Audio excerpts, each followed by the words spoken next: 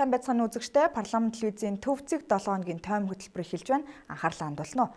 Энэ 7 хоногийн улс төр нийгэмд болсон онцлог гол үйл явдлуудыг тоймлон хүргэх гэж байна. За тоймын эхэнд улсын их хурлын чуулганы хуралдааны өнгөрсөн 7 хоногийн хуралдаанаар үндэсний баялагын сангийн тухай хуулийн хүрээнд иргэн бүрд хуримтлалын нэрийн данс нээж эрүүл мэнд боловсролт орон сууцны зорилгоор зарцуулах ажлын зохион байгуулалт хэрэгжилтийн талаарх Ерөнхий сайд оюун эрдэнэ мэдээллийг сонссон. За энэ үеэр Ерөнхий сайд оюун эрдэнэ улсын их хурлын гишүүн Баярмаг асуулт асуухад баяр цогтын асуултанд хариуллыг зэргээр ёжилсон үг хэлсэн нь парламентын түвшинд улс төрийн маргаанд игдэх гол шалтгаан болсон гэж хэлж болно. Та ер нь одоо 6 жилийн төрд өндөр дэд албан тушаал хашлаа. Ерөнхий сайдаар ажиллаад та 5 дахь жилдээ орж байна. Та хитрхи вакуумжаад хитрхи амьдралаас тасарсан юм биш үү? Цаан чи яг иргэдийн амьдрал ямар байгааг та мэдж байгаа юм уу? Нэг 145 мянган төгрөг тараагаад тэгээд бүгднгээс нь хөрөнгө эзэмшигч болгоцсон. Тэгээ 3 сая хүн хөрөнгө эзэмшиж гэнэ гэдэг өнөөдөр статистик дээр орсон. Улс төрчж байгаа учраас би бас улс төрчж хариулъя. Яг боддоор хөгжлийн банк ямар байдалтай болцсон байлаа. Энэ Эрдэнэтийн 49 за одоо энэ саяны яригадаад байгаа энэ стратегийн ордууд ямар үед хэний гараар ороод юу болчлоо. Энэ байдлыг цэгцлэхэд нэлээдгүй хугацаа орсон. Би нэг ярихгүй л яваад байна. Одоо энэ стратегийн ордууд орж ирэх энэ материалуудаас тэгээд өөрсдийнхөө хийсэн зүйлийг сайн харна үз. Гэхдээ би өөртөө ч юм ярихгүй. Цаан ч үг хэлүүлээд байгаа. Тэр нэг хитэн нөхдүүдтэй чинь би байр сууриасаа нэг их хазаахгүй. Сүүлийн 20 гаруй жил бандан зураад Монгол улсын өмч хөвчлөлийг хитэн ордтой аваад будаа болгоцсон байгаа зүйл удахгүй энэ материалаар орж ирнэ. Ийм зүйл дээр залуу хүн байж битгий нэг тийм хүний өмнөөс хачаач юм яриад заяа. Харин үүний хариуд Баярмаг шүү баялагын сан гэх нэрээр иргэддээ 145 мянган төгрөг амсуулчаад бүгдийг нь хөрөнгийн эзэд болгоод бүртгэгчсэн над руу ч маш олон иргэд татварт дарлуулж байна гэдэг. Улс төрийн эндэр бол улс төржих талбар биш. Бид иргэдийн юу хүсэж байгааг л хэлдэг. Эсвэл иргэд өөр зүйл яриад байгаа юм уу? Би гайхаж байна. Иргэд татвар үнийн өсөлтөд дарлуулаагүй бол би худлаа ярьсандаа хариуцлага хүлээхэд бэлэн байна. Мөн намайг ерөнхий сайд улсын их хурлын гишүүн гэж үзэхгүй байгаа бололтой энэ улсын их хурлд 125 гишүүн байгаа байна гэж хэлсэн юм а. Өнөөдөр Монгол улсын засгийн газар улсын их хурл буюу олон нийтэд сонгогддог төлөөллийнхаа дээр гараа суучжээ. Угаасаа суудлын хувьд ч гэсэн дээр гараа суучдаг. Яг үүгээрээ бол улсын их хурлын гишүүдийг бол юм чинээ тоохгүй юм байна. Энэ хүн бол өстой үнэхээр вакуумд орсон юм байна. За энэ хүнд бол бүх эрх мэдэл байсан. Одоо ч байгаа. Сүүлийн 6 жил энэ хүн эрх барих дээд байгууллагт өндөр дээд албан тушаал хашиж байгаа. Эхний 2 жил Монгол улсын засгийн газрын галтгойг барьсан. Одоо Монгол улсын засгийн газрын тэргүүнээр ажиллаад 5 дахь жилдээ орж ийн. 5 дахь жилдээ штэ 5 сар биш. 5 жил ерөнхий сайд дараалж хийсэн арчилсан улсад юу н ховор шүү. Арчилсан улсаас одоо Ангела Меркельтэй Германы ерөнхий сайд хийснийг би бол маш сайн санаж байна. Бусдаар бол ийм удаан жил ингэж ерөнхий сайд хийсэн арчилсан орны ерөнхий сайдыг би зүгээр санахгүй байна. Судлах хэрэгтэй байна. Тэгэхээр энэ хүнд бол бүх боломж байсан. За Монгол улсын төсвийн орлого бол маш их байсан. Энэ өнөөдөр мөнгө хайцсан юм бэ. Одоо 2022 онд Монгол улсын гол экспортын бараа бүтээгдэхүүн нүүрсний үн $240 байсан. Маш их мөнгө цугларсан. Энэ мөнгө хайцсан өнөөдөр. Ард түмний амьдралд яаж нялцсан? Яаж нэмэр тус болсон? Энэ миний асуух ёстой асуулт. Энэ бүх мөнгө хайцсан гэдэг асуултаас асууж би эхлэмээр байна. 7 хоногийн тархин дээр арчилсан намын бүлэг хуралдаж ерөнхий сайд оюун эрдэнэ гаргасан үйлдэлийг зарчимгүй ёс зүйгүй гэж үзэн энэ 7 хоногийн чуулганы хуралдааны үеэр ард түмэн улсын их хурл улсын хурлын гишүүн Баярмагаас өөрийнхөө амаар уучлалт гуйх ёстой. Хэрвээ уучлалт гуйхгүй бол арчилсан намын бүлэг чуулганаар хилцэх бүх асуудлаас завсарлага авна гэдгээ илэрхийлсэн юм.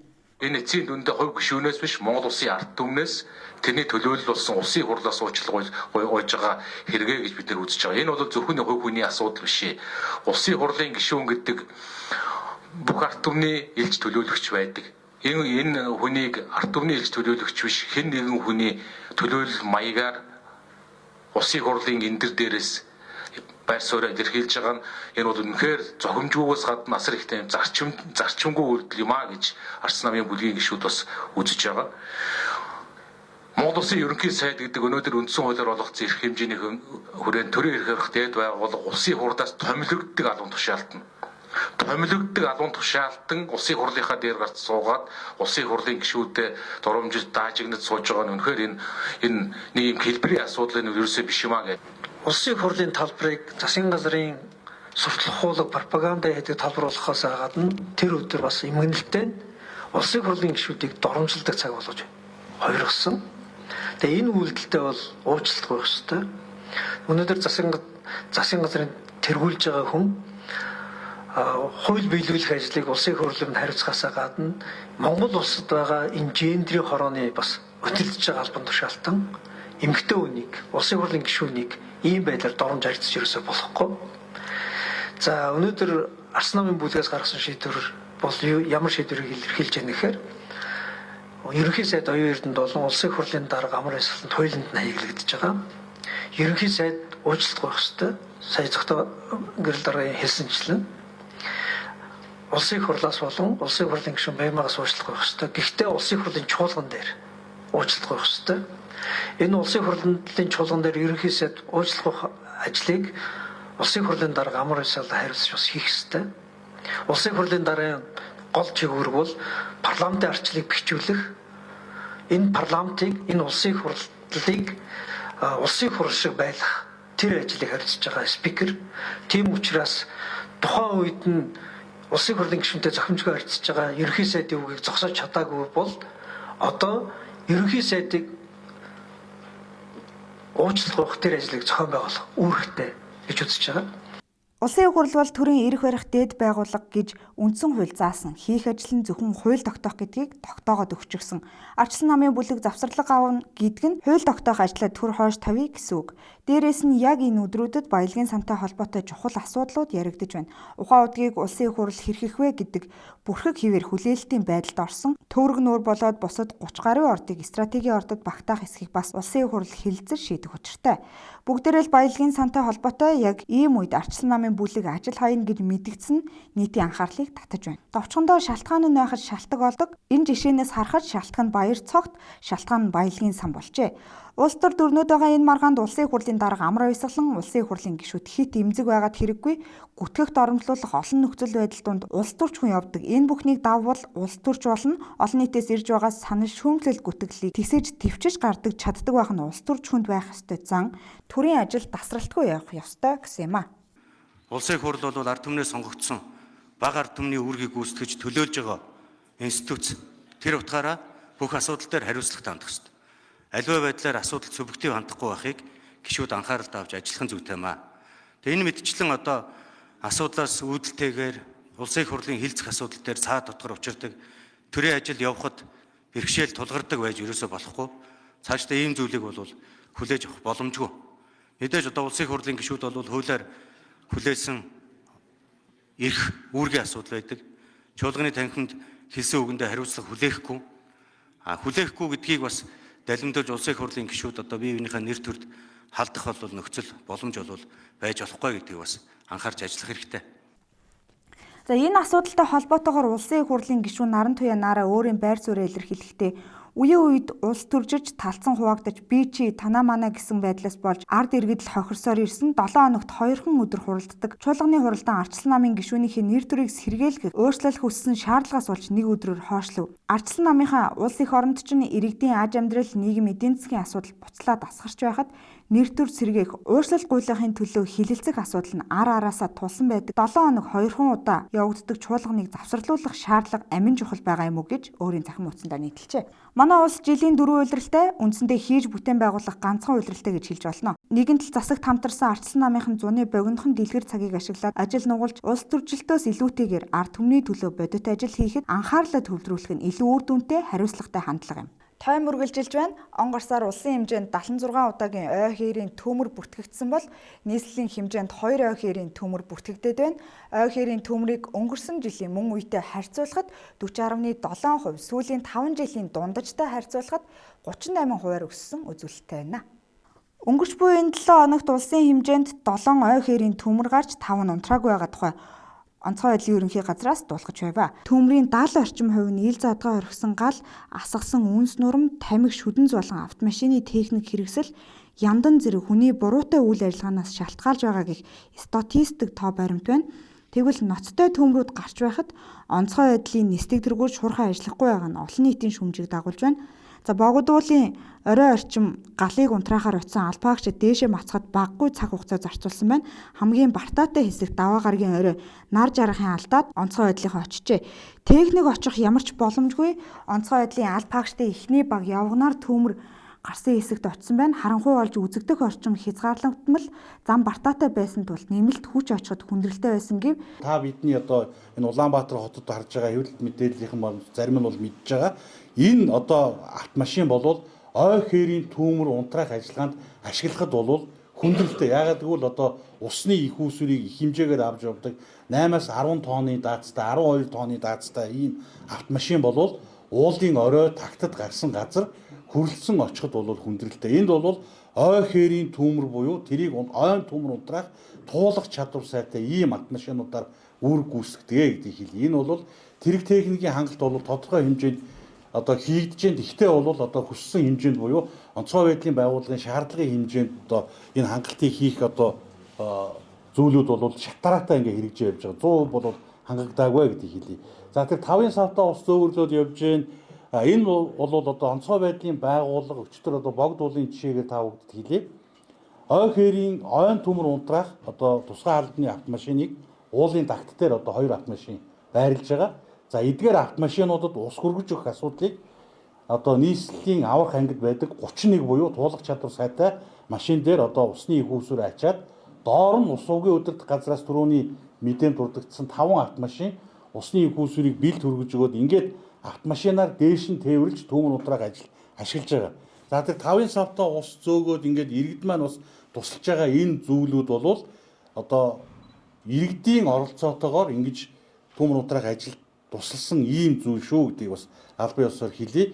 Ер нь бол энэ ойн төмөр унтраах гэдэг бол энэ цагаагаарын салхитай, шуургатай ийм нөхцөл бол маш одоо эрсдэлтэй зүйл байдаг.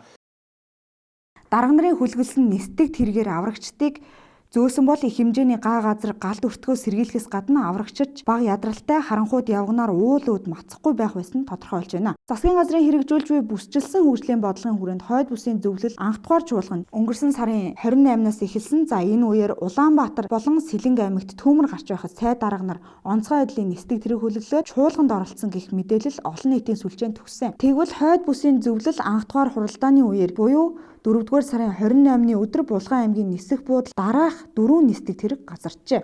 Энэ 4 нисдэг тэрэг хэнийг ямар зорилгоор тээвэрлэж явсан нь тодорхойг байгаа юм а. МТ Тэг 4 Тэг 6 нисдэг тэрэг хил хамгаалах ерөнхий газрын онгоц 2019 онд үйлдвэрлэгдсэн Grand Caravan 208 бие загварын энэхүү онгоцыг хил хамгаалах зорилгоор 2023 онд авч явжээ. Eagle 2 нисдэг тэрэг онцгой байдлын ерөнхий газрын онгоц Франц улсын засгийн газартай байгуулсан хилцээрийн хүрээнд авч байсан. Одоогийн байдлаар энэ нисдэг тэрэг Сэлэнгийн төмөрт ажиллаж байгаа бөгөөд ажлын хэсгийг Шадарсайд амар сайхан ахалж байгаа юм байна.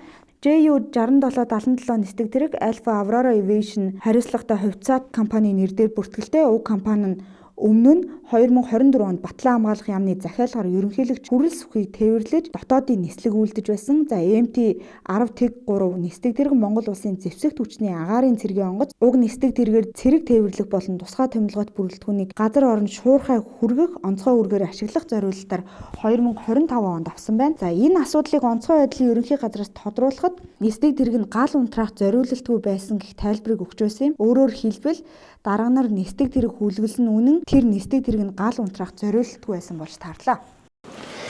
За онцгой байдлын байгууллагын үйл ажиллагаанд ашиглагдж байгаа нисдэг тэрэг бол эрен хайх, аврах.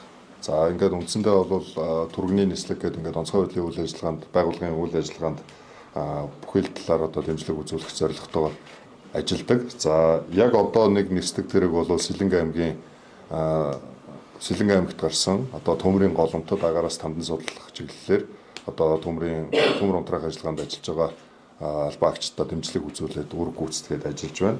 За ер нь бол бас та бүхэн нэг зүйлийг Ойлгоороо өчигдөр 17 цагт төмөр гарах үед Улаанбаатар хотод ямархуу хэмжээний салхитай шуургатай байсан. За нэгдүгürt нислэгийн аюулгүй байдлын асуудал яригдана. Яг энэ шууд тухайн одоо нислэг тэргийг ашиглаад шууд төмөр унтраах ажиллагаанд оролцоход бас агаарын нөхцөл байдал шалтгаалж байгаа. Энэ бол биднээс үл шалтгаалах одоо яг нислэгийн аюулгүй байдал, нислэгийн дүрмтэй холбоотой асуудлууд учраас бид нар энийг бол холбогдох мэргэжлийн байгууллагынхаа зөвлөм сэрэмжлүүлгийн дагуу ингээд ажиллаж байгаа. За нислэг тэрэг бол та бүхэн мэдж байгаа маш олон үйл ажиллагаанд энэ үйл ажиллагаанд дэмжлэг тусалцаа үзүүлээд шаардлагатай үүргээ гүйцэтгээд тогтмол үүрэг гүйцэтгээд ингээд ажиллаж байгаа гэдэг зүйлийг. Болгоомжтой өчтөр явсан юм уу, яваагүй юу гэдгийг л та хэлж. Одоо сэлэнгэд ажиллаж байна. Өчтөр өнөө одоо ажиллаж байгааг нь ойлгож байна. Өчтөр болгоомжтой сайд дарга нарыг тээвэрлээд үүрэг гүйцэтгэж явсан юм уу гэдгийг л асуув. Тэнд бол одоо төмрийн голомтод бол Монгол Улсын шадар сайд ажиллаж байгаа. Онцгой үеийн явсан юм уу? Тэрийг ч ойлгож байгуулдаг. Одоо бол үүрэг гүйцэтгэж байгаа юм байна. Хоёрдугаарт нь сайд дарга нарыг тээвэрлээд Булган аймаг руу явсан юм уу, яваагүй юу гэдгийг асуув. За тэрийг би эргэж тодруулж танд мэдэгдэе.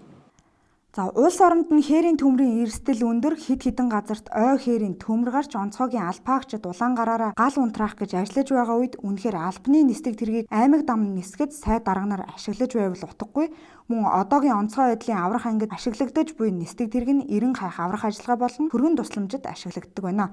Манад гол ус нуур цөөрөм зэрэг усны их үүсвэр дээрээс усыг нь цуглуулж авч төмөр дээр асгадаг зориулалттай онгоц нислэг тэрэгний хангалт байхгүй одоо ашиглаж байгаа зориулалтаас шалтгаалж өөр байдаг объектын төмөрт ашигладаг машин ой төмөрт ашиглахад хүндрэлтэй салбарын удирдлагууд хэлж байлаа. Энэ салбарын удирдлагууд техник хувцас хэрэгсэл бүрэн бүтэн гэж ярьдаг. Онцгой байдлын газарт 3 жил ажиллаад гарсан залуу өнгөрсөн жил бодит байдлыг дийлгэсэн. Тэрээр онцгой байдлын цалин бага хувцас хэрэглээ дор хаяж 10 жилээр өмсдөг солиулыг хэр өөртөө ав эсвэл оёод өмс гэдэг 5.7 сая төгрөгийн үнэтэй хүчил төрөгчийн баг нь эвдэрвэл өөрөө төл гэдэг тул гал руу орохдоо зүүдэггүй. За дарга нар нь хувийн ажилдаа зардаг, эсэргүүцвэл зуудаг гэж ярьсан байдаг. Онцгой байдлын салбарт төрөөс онцгой анхаарал шаардлагатай байгааг эдгээр үйл явдал тод томрон харуулж байна. Тойм хөтөлбөр өндөрлөж байна. Анхаарлаа хандуулсанд баярлалаа үзэгчдээ.